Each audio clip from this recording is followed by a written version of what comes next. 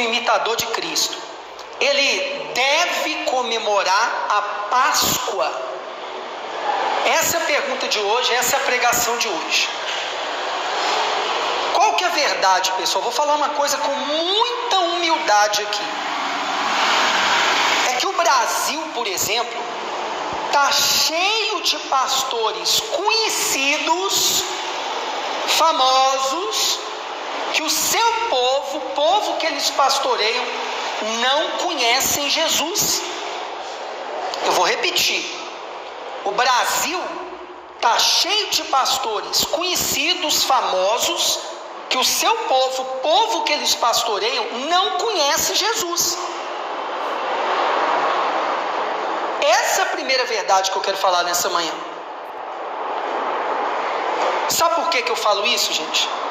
Porque eu estou no meio evangélico cristão, só de casado, eu vou para 24, se eu não me engano, ou 23. De ministério eu posso dizer que eu tenho isso. Que a gente começou junto, eu e ela, como evangelistas, como obreiros na igreja. Então, eu posso dizer que eu tenho esse tempo de ministério, juntando ali o evangelismo, o servir como obreiro e também como auxiliar de pastor e pastor, até quando eu fui consagrado. E o que eu tenho visto? E antes a gente passou em outras denominações, ficamos lá mais de 23 anos naquela denominação. Depois de 4 anos para cá, a gente tem recomeçado nosso ministério. Eu fui em outras denominações também. E o que eu tenho percebido também na internet, nos comentários dos vídeos meus no YouTube? O povo, na maioria, é vazio. As pessoas não têm conhecimento básico da Bíblia. O arroz com feijão. E a culpa, muitas vezes, é dos pastores. Então, a primeira pergunta que eu fiz: cristão deve comemorar Páscoa? A primeira coisa que a gente tem que entender, o que é Páscoa? Porque, pessoal, esse feriado que, por exemplo, a gente comemora no Brasil, né? Sexta-feira Santa, um calendário do Brasil, né? Tem esse feriado religioso, não é assim? Eu estava vendo rede social, até pessoas que eu respeito no meio evangélico. Na sexta, por exemplo, eu fiquei pensando, eu deveria ter feito alguma coisa aqui na casa de oração, porque muitos aproveitam o feriado religioso, né, que vem da Igreja Católica Apostólica Romana, para poder evangelizar, fazer a reunião da Sexta-feira Santa. Eu não vou criticar, porque tudo que puder fazer para poder levar as pessoas para a casa de Deus e buscar Deus, com certo equilíbrio, é válido, só que tem um porém. De onde que vem isso tudo?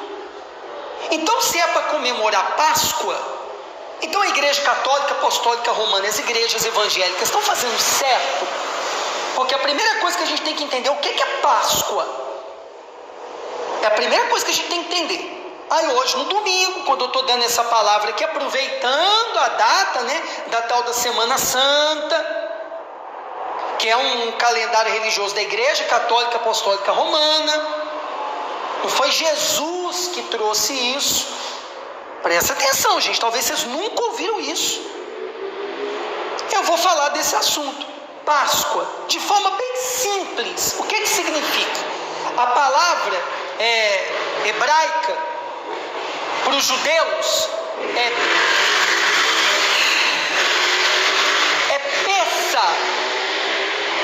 Pessa. Eu não sei pronunciar direito, mas é mais ou menos isso. É passagem, passar por cima. E vem lá do Egito da 10ª praga. E tem que ficar claro, pessoal, o que aconteceu ali. Quem matou os primogênitos dos egípcios foi o anjo da morte, que veio ali, no mínimo, com a permissão de Deus. Alguns vão falar que foi até o próprio Deus que enviou aquele anjo da morte para matar todos os primogênitos dos egípcios,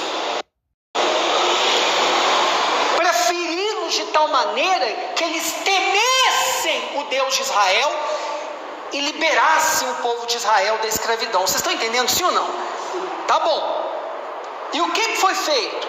Deus falou: cada família dos judeus, do meu povo, mata um cordeiro. Aí vocês vão comer esse cordeiro. Aí ele falou: vai ser a minha Páscoa. Olha só. E ali vocês vão marcar os umbrais, né? O alto da porta, as laterais das portas de cada casa. Não sei também se as janelas, enfim, mas basicamente as portas, as entradas, para poder, quando o anjo da morte passasse, ele passasse por cima. Ele passasse o quê, gente? Por cima. Passasse o quê? Por cima. E não tocasse nos primogênitos, nos filhos dos hebreus. Aí o povo saiu da escravidão do Egito rumo à terra prometida. Isso é a Páscoa. Começou com os judeus, com os hebreus. A passagem da escravidão para a terra prometida. E começou com passar por cima do anjo da morte. Até aí é fácil de entender, sim ou não, gente? Muito bem. Isso é a Páscoa.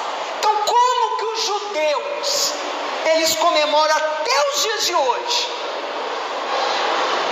Nos dias dos pães ázimos, que uma vez no ano, os judeus até hoje, porque eles estão esperando o Salvador deles ainda, o Messias deles. Para eles Jesus é só um profeta. Vou entrar nesses pormenores aqui hoje. Mas eles comem lá um pão sem fermento, que simboliza o nosso relacionamento com o Criador. É sem fermento que faz o pão crescer, né? Sem fingimento, né? Que o pão sem fermento, ele é murcho, né? Fermento que faz ele crescer, então mascara, não é assim? Vamos dizer assim. Olha só. E eles comem ervas amargas, para lembrar da época amarga da escravidão. Então as igrejas evangélicas tinham que fazer isso. A igreja católica apostólica romana tinha que fazer isso. E eles também comem um cordeiro. Sacrificar, eles não sacrificam mais animal, porque não tem o templo. Até que o templo, de acordo com a profecia bíblica, seja reconstruído um dia. Porque o que muitas denominações evangélicas hoje chamam de templos, como o nosso lugar aqui, eu prefiro chamar de casa de quê? Oração. Jesus falou: a minha casa será chamada casa de oração. Mas tudo bem, é só um nome. Mas o verdadeiro templo vai ser construído de novo em Jerusalém. O que teve lá já algumas vezes, que o Salomão construiu primeiro. Então eles não sacrificam mais cordeiro, porque eles não têm templo. Mas eles comemoram uma vez no ano a Páscoa deles, a passagem da escravidão para a terra prometida, comendo um pão sem fermento e o quê? A erva amarga, para lembrar da amargura e o sofrimento daquela época. Estão entendendo até agora? Sim ou não? Eu me lembro que a primeira denominação que eu frequentei, a Wanda frequentou comigo na época, era uma igreja batista. Na ceia do Senhor, eles tinham o hábito até de comer um pão na ceia sem fermento. O gosto dele é até diferente. Mas está longe das denominações evangélicas, a igreja católica apostólica romana, fazer o que os judeus fazem na Páscoa. Que na verdade, pessoal, a Páscoa foi substituída. Repete comigo: a Páscoa foi substituída. Quando Jesus fez a ceia no dia de Páscoa judaica com os discípulos, que foi sacrificado como cordeiro perfeito para tirar o pecado do mundo, para ir fazer a passagem de nós do Egito, desse mundo caído que jaz no maligno, para a terra prometida, que é a eternidade, voltar ao estado original de filhos de Deus. E olha que passagem maravilhosa que eu vou dividir com vocês hoje. Eu acredito que nem minha esposa, que convive comigo, nunca teve entendimento que ela vai ter dessa passagem. Essa madrugada Deus falou comigo, essa madrugada Deus me tirou da cama. Ela deve ter reparado, para poder ir no escritório lá em casa, para poder escrever. Preste atenção nessa passagem. Marcos 14. Evangelho de Marcos 14. Rapidinho, por gentileza.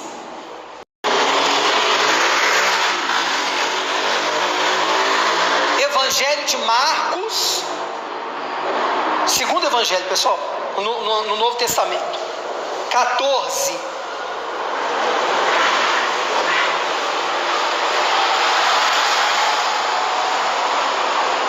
A partir do versículo 12. Na minha Bíblia, cada Bíblia tem um título, tem Bíblia que não tem título. Está escrito celebração da Páscoa. E no primeiro dia dos pães ázimos, lembra do que eu falei até agora? Então Jesus aqui estava com os discípulos, antes de ser sacrificado na cruz para nos salvar, nesse dia aí da Páscoa judaica. E no primeiro dia dos pães ázimos, quando sacrificavam a Páscoa, disseram-lhe os discípulos: aonde queres que vamos fazer os preparativos para comer a Páscoa? Olha para mim, por gentileza. Então Jesus perguntou: ô mestre, onde, em que lugar que a gente vai celebrar a Páscoa? Jesus celebrou porque ele ainda não tinha sido o que, gente? Sacrificado. Está comigo aqui, sim ou não, gente? E enviou 2 dos seus discípulos e disse-lhes, pessoal, presta atenção nisso aqui. Isso aqui é muito forte o que eu vou compartilhar com vocês hoje. Olha só o que ele falou com 2 discípulos. Olha para mim, gente. Se eu não me engano, em outro evangelho, eu não vou precisar aqui, mas eu ia ler Mateus, depois eu passei para Marcos, que está mais explicado essa passagem. Mas ele mandou, acho que foi Pedro e João. Se eu não me engano, tá, gente? Mas ele mandou ali 2 dos discípulos deles mais íntimos. Vocês sabem que ele tinha 3 discípulos mais íntimos: Pedro, Tiago e João.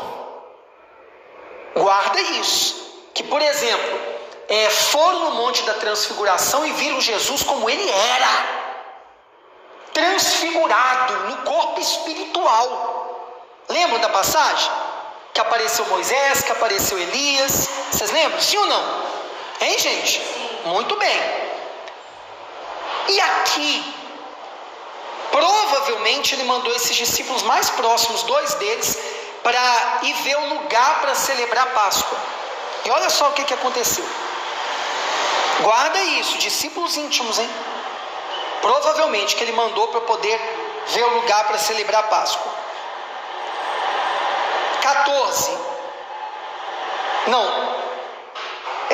13. E enviou 2 dos seus discípulos e disse-lhes: ide à cidade, e um homem, guarda isso, e um homem que leva um cântaro de água, guarda também isso, que leva o quê? Um cântaro de água vos encontrará. E aí vocês vão seguir. Olha para mim, por favor, gente. Por favor, quem souber, responda alto. Quem que levava água para casa naquela época? Lembra lá da mulher no poço de Jacó? Que foi lá e chamou gente da cidade para poder vir conhecer Jesus? Porque Jesus falou toda a vida dela, Jesus revelou a vida dela, Jesus conseguiu falar para ela tudo sobre a vida dela. Vocês lembram? Ela foi no poço buscar o quê? Água. As mulheres naquela época que buscavam água, não era homem. Vocês vão entender onde eu quero chegar. Essa palavra de hoje é profunda. Presta atenção. Vocês vão na cidade, um certo homem. Eu estava meditando e estudando sobre isso de ontem para hoje.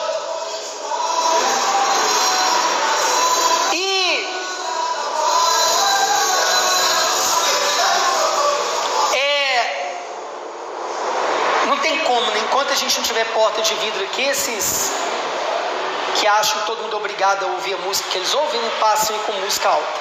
Mas enfim, vamos lá.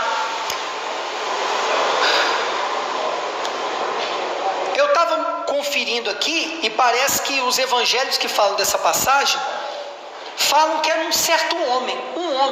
Esse homem não tem nome. Um Mas vocês vão entender a importância desse homem e o que ele representa. Lembra o que eu falei no início? Que o Brasil, por exemplo, está cheio de pregador famoso, conhecido, mas que o povo que eles pastoreiam, a maioria não conhece quem? Jesus. Os pastores deles são conhecidos, mas eles não conhecem Jesus. Está comigo aqui, gente? Olha para mim. A esse certo homem, Jesus falou, estaria levando um cântaro com água, então eles deveriam seguir esse homem. Aí eu perguntei para vocês, naquela época, gente, quem levava água para casa era a mulher. Já era estranho eles encontrarem um homem levando cântaro com água. Água é um dos símbolos da palavra de Deus. Água é um dos símbolos do Espírito Santo. E o próprio Jesus falou que ele deixaria um no lugar dele para nos guiar, que seria o Espírito dele, o Espírito Santo. A palavra de Deus fala que o Espírito Santo nos guia a toda a verdade. Esse homem ia guiá-los, esse homem anônimo, desconhecido, até deles, dos discípulos mais íntimos, ia guiá-los até o local da última Páscoa. Sabe o que esse homem significa? O Espírito Santo que nos guia. Esse homem significa homens anônimos, mulheres anônimas, que são verdadeiras mulheres de Deus, que são verdadeiros homens de Deus, que não são muito conhecidos, mas eles conhecem a Deus e levam outras pessoas a conhecerem a quem? A Deus. Não são famosos, mas eles levam as pessoas a conhecerem quem de fato tem que ser conhecido, que é quem? É Deus. A ter intimidade com Deus. Aí diz assim: e onde ele entrar, dizei ao senhor da casa, ao dono da casa, onde esse homem com um cântaro de água entrar, vocês vão segui-lo. Então vocês vão falar com o dono da casa. O mestre disse: onde está o aposento em que hei de comer a Páscoa com meus discípulos?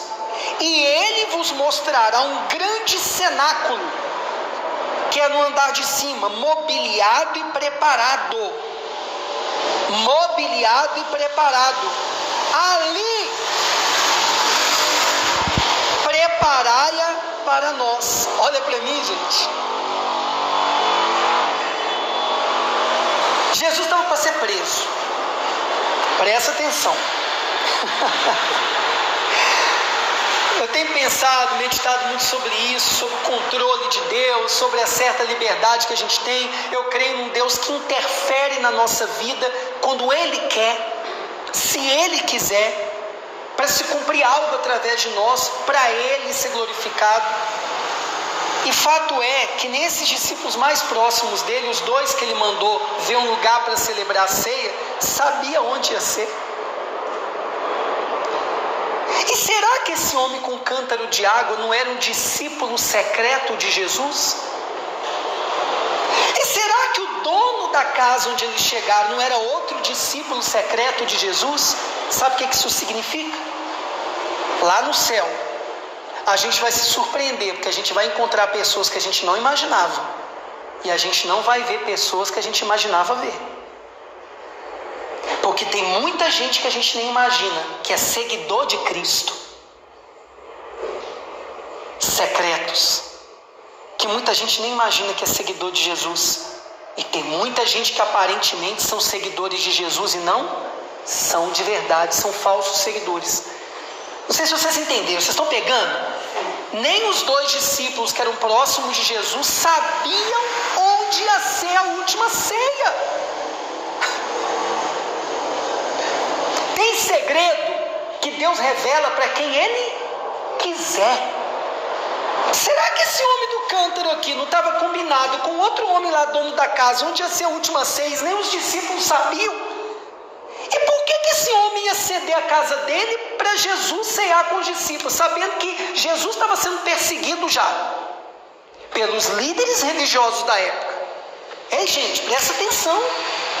Será que esse homem do cântaro, que nem os discípulos sabiam quem era, será que esse homem dono da casa onde eles celebraram a ceia já não estavam combinados com Jesus? Você acha que eles iam abrir a porta para Jesus se eles não seguissem Jesus, se eles não acreditassem em Jesus, se eles não crescem em Jesus? Vocês estão conseguindo entender? Discípulos secretos. Muitas vezes, tem gente aí que está seguindo Jesus e a gente nem imagina. E tem gente que a gente imagina que segue Jesus, mas não está seguindo. Deus revela os seus segredos para quem Ele quiser. Mas para quem que Ele revela os seus segredos? Quem tem intimidade com Ele. Esses dias eu estava falando com Deus, nos meus pensamentos, nas minhas reflexões, e veio na minha mente o seguinte: você tem me buscado o suficiente para poder eu te revelar o que você quer que eu te revele? Ou você está perdendo tempo com coisas que eu não queria que você perdesse tempo? Gente, a salvação é de graça, entre aspas, porque custou a vida de um homem, que era 100% homem e também Deus, que é Jesus. É de graça para nós, que a gente não tem que pagar materialmente falando. Mas presta atenção, depois que você entrega a vida para Jesus, a intimidade com Jesus é outra coisa. Olha para mim, vocês que são mães e tem mais de um filho, vocês, por exemplo, aqui as duas irmãs, os filhos de vocês são filhos, sim ou não? Mas tem aquele filho, tem aquela filha que sempre tem mais intimidade com a mãe, com o pai. Isso é normal. É normal, sim ou não? Mas são filhos. Mas tem mais intimidade por algum motivo. Qual tem sido o tamanho da nossa intimidade com Deus? Para terminar, para responder a pergunta. A gente que é cristão, lembra? Cristão é pequeno Cristo, seguidor de Cristo. Nós devemos comemorar Páscoa? A resposta é não. Porque a Páscoa, a última celebrada, foi por Jesus aqui, porque daqui em diante eles vão para a última ceia, que está aqui no versículo 22 de Marcos 14, a instituição da ceia do Senhor. Nós comemoramos a Páscoa celebrando a ceia uma vez no mês. Os discípulos da igreja primitiva, pelo que eu andei estudando, eles celebravam todo domingo. Eles faziam a ceia, partir do pão e tomar do vinho, lembrando o que Jesus falou para eles fazerem. O corpo simbolizando o cordeiro perfeito, não mais o cordeiro que os judeus mataram para poder passar o sangue dele para o anjo da morte passar por cima. Presta atenção. E o vinho, no caso a gente toma um suco de uva, por alguns motivos, não toma vinho, mas simbolizando o sangue do cordeiro perfeito que tira o pecado do mundo, que é Jesus. Então nós cristãos celebramos a ceia do Senhor no lugar da Páscoa. Jesus disse isso aqui na última ceia com os discípulos. Eu não vou entrar nessa parte para não ficar longa a pregação. Então cristão não celebra a Páscoa, cristão celebra a ceia, porque a ceia é que lembra a gente do cordeiro que tirou o pecado do mundo, que é Jesus. E Jesus, o sangue dele faz a gente passar por cima. Aí entra naquele convite que eu mandei para todo mundo através daquele vídeo que eu fiz. Como passar por cima da mágoa, do ressentimento, do trauma, do complexo, dos traumas de infância, de problema familiar, de problema no casamento, de problema sentimental, financeiro, econômico. Jesus venceu o mundo, ele passou por cima de tudo, ele ficou no alto lá na cruz do Calvário. Sim ou não, gente? Lembra que o sangue foi colocado no alto das portas das casas também, em cima dos lados? Pois é, Jesus, o sangue dele foi aspergido no alto, lá no Monte Caveira. E ele passou por cima de tudo no mundo. E nele, através dele, por isso que Paulo falou, tudo posso naquele que me fortalece. Eu posso passar dificuldade e vencer na dificuldade, porque Deus não impede a gente de passar dificuldade. Ele não quer que a gente viva mal, Ele vem trazer vida com abundância. Só que a gente passa os desertos da vida, sim ou não? Lembra, Deus não livrou o Daniel da cova dos leões, Ele livrou Daniel na cova dos leões. Lembra, Deus não livrou Sadraque, Mesaque e Abednego da fornalha, Ele livrou eles aonde, gente? Na fornalha. O que isso significa para o nosso dia a dia? Isso que importa. Deus vai permitir que a gente passe luta, mas na luta é que Ele se manifesta, para as pessoas chegarem a falar assim: como que ela passou por cima disso tudo? Como que ele passou por cima disso tudo? Porque eu tudo posso naquele que me fortalece, aquele que passou por cima de tudo e que nos faz passar por cima de tudo também, que é Jesus, o Cordeiro perfeito, Ele, o Cordeiro pascual, que tirou o pecado do mundo. Então nós cristãos celebramos a ceia. Amém, gente? Fique de pé, por gentileza. Essa é a resposta. O cristão verdadeiro celebra a ceia. Então a gente tem que ter esse conhecimento básico. Amém, gente? Vocês entenderam, sim ou não? Eu me fiz entender? Hein, gente?